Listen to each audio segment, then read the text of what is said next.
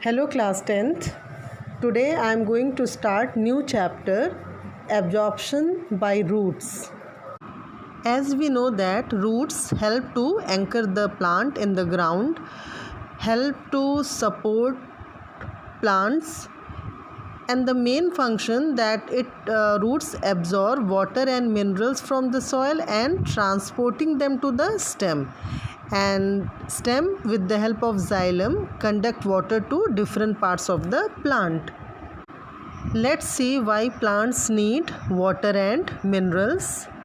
Inside a cell, protoplasm contains 84% of water, which provides medium for metabolic reactions occurring in a cell. Besides this, there are some other reasons also why plants need water. These are photosynthesis, transpiration, transportation, mechanical stiffness. We all know that during photosynthesis process, green plants use water as a raw material to prepare food or glucose. Clear? So in photosynthesis process, plants need water. Next, transpiration.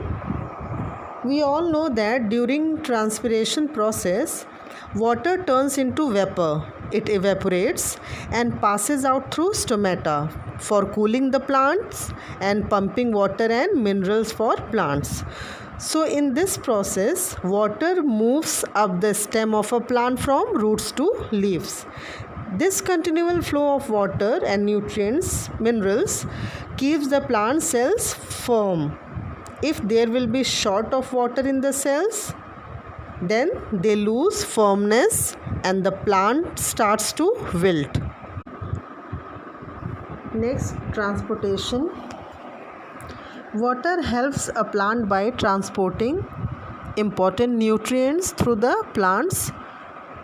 Mineral salts are drawn from the soil and used by the plants. Water carries the dissolved sugar and other nutrients from leaves to other parts of the plants. So in this way, water helps in transportation also. Mechanical stiffness.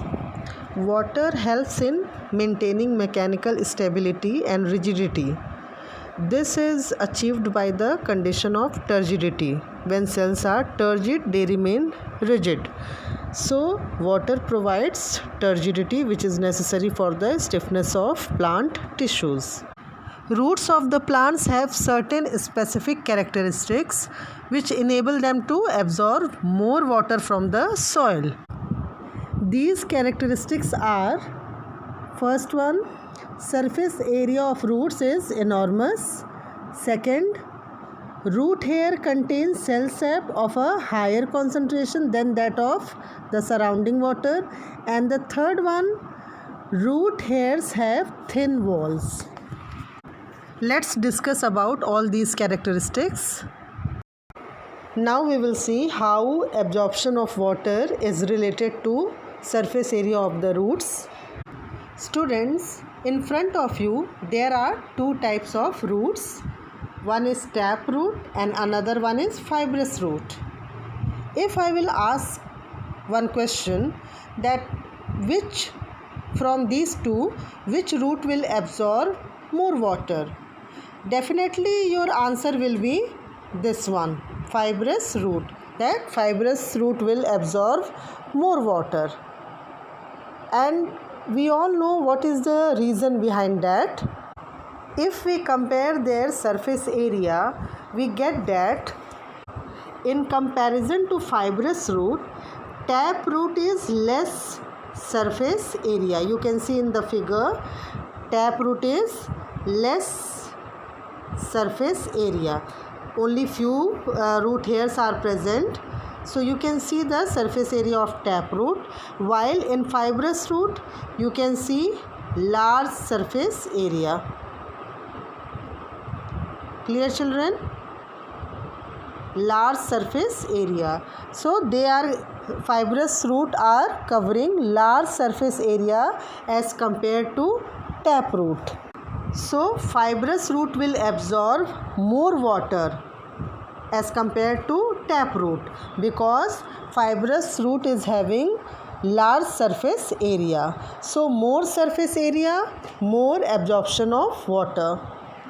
Now the second characteristic, root hairs contain cell sap of a higher concentration than that of the surrounding water.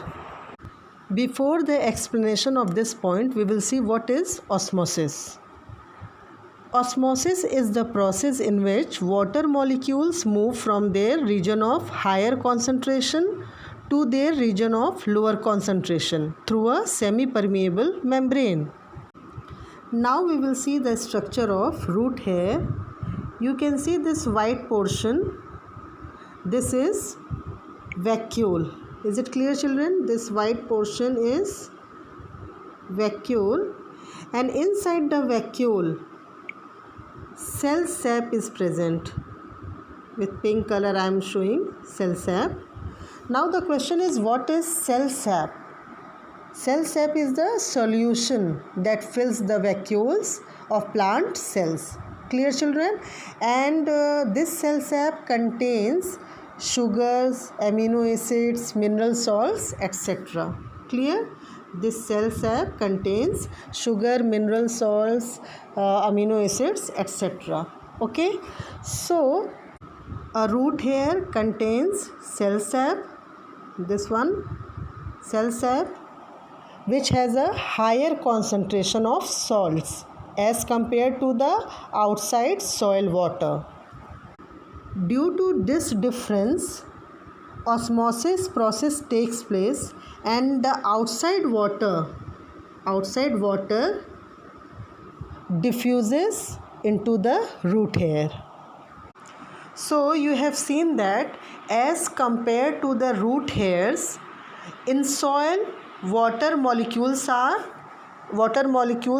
are more, means water potential is higher outside as compared to the root hair. So osmosis process will take place and water diffuses into the root hair. Now the third characteristic of roots which helps to absorb more water, that is, root hairs have thin walls. When we see the structure of root hair, we can see two outer layers of root hair. One is cell wall and the another one is cell membrane.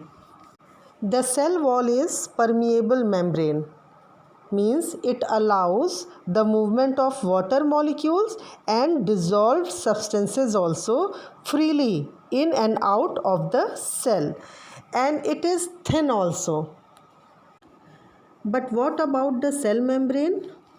It is also very thin, but it is semi-permeable membrane, means that it allows water molecules to pass through but not the larger molecules of the dissolved salts. Clear, children?